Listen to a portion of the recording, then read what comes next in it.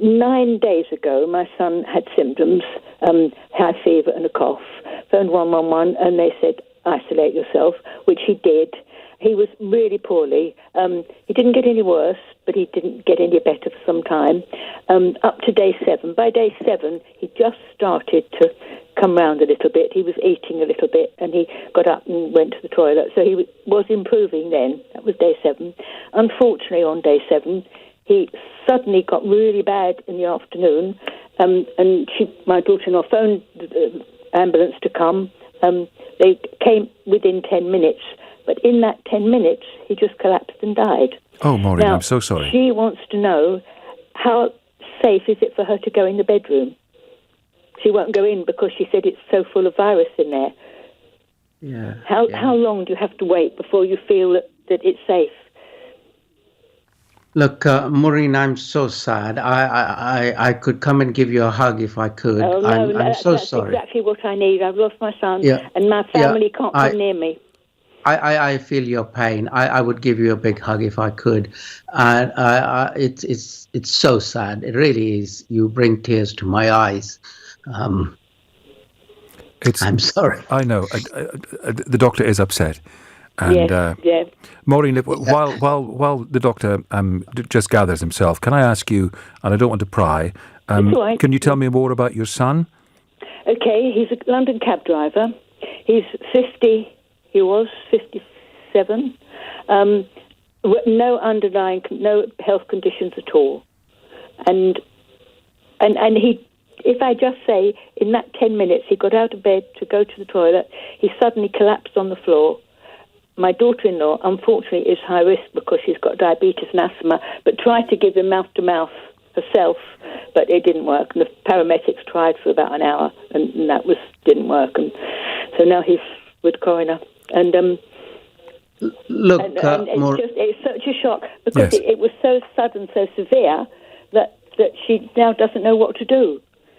She won't go in, not for any other reason. She said she wants to go in and make the bed, because she's been sleeping in the lounge now, so she wants to go in and have a look at. But she just won't go in case it's full of virus.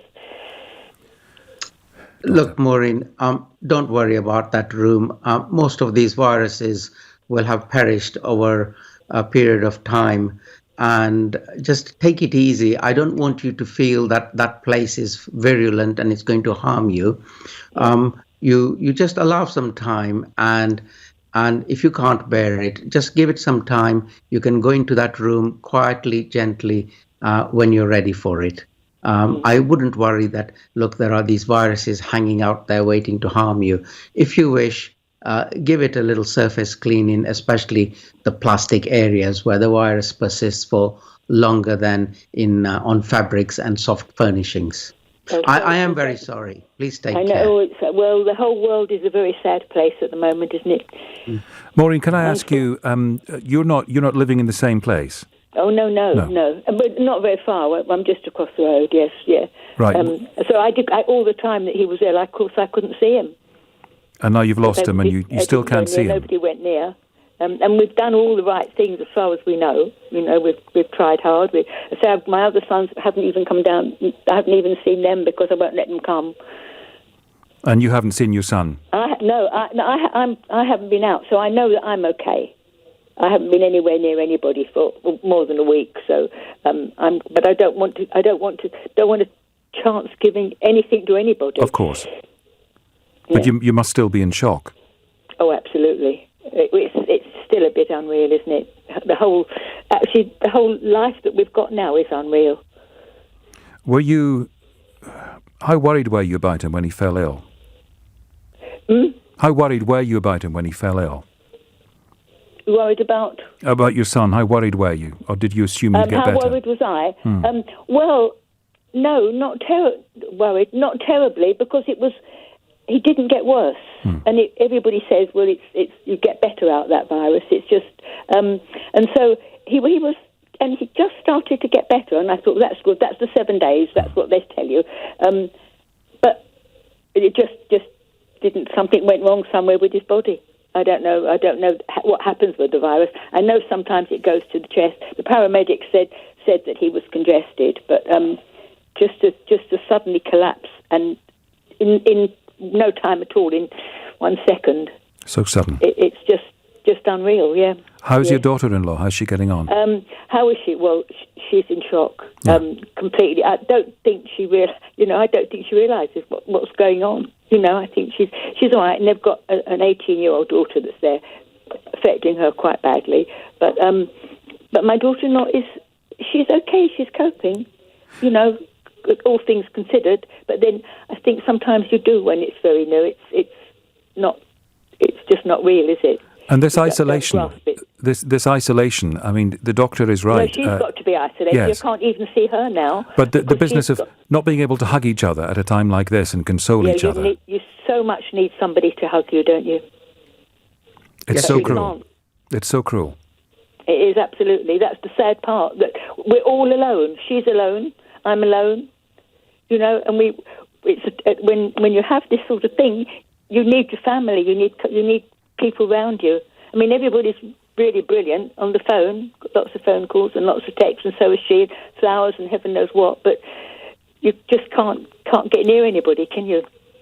Would you mind, it would be nice, because we're only talking about your son in terms of his death, Maureen. Would you mind, you've told me a little bit about him, can you tell me a little bit more about him? Yeah. Okay, he was lovely, had a wonderful sense of humour, a London cab driver, very happily married, adored his wife and his daughter, mad Spurs supporter. I was a long way. I always say I was a long way down the pecking order. First came his wife, then his daughter, then his dog, then Spurs, and then me.